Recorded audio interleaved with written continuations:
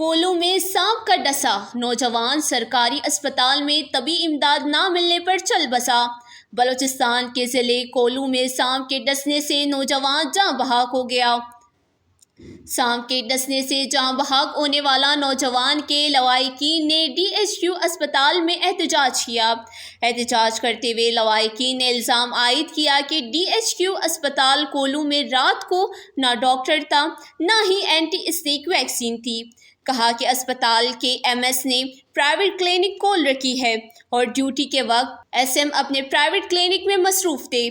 سانپ کے کاٹنے کی ویکسین بھی ایم ایس کے گھر سے لائی گئی تھی۔ ان کا کہنا تھا کہ کولو میں سانپ کے ڈسنے کے واقعات بہت زیادہ ہو گئے ہیں، آئے دن کوئی نہ کوئی عزت کا شکار ہوتا ہے اور سرکاری اسپتال کے ڈاکٹر اپنا جیب گرم کرنے میں مصروف ہیں۔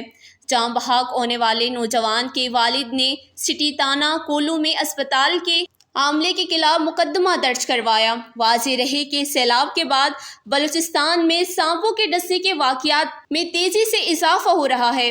سرکاری اسپتال میں طبی امداد نہ ملنے پر اور سانپ کے کاٹنے کی ویکسین کی عدم دستیابی پر لوگ اپنی قیمتی جانیں گنوا رہے ہیں۔ ویسٹ نیوز کولو بلوچستان۔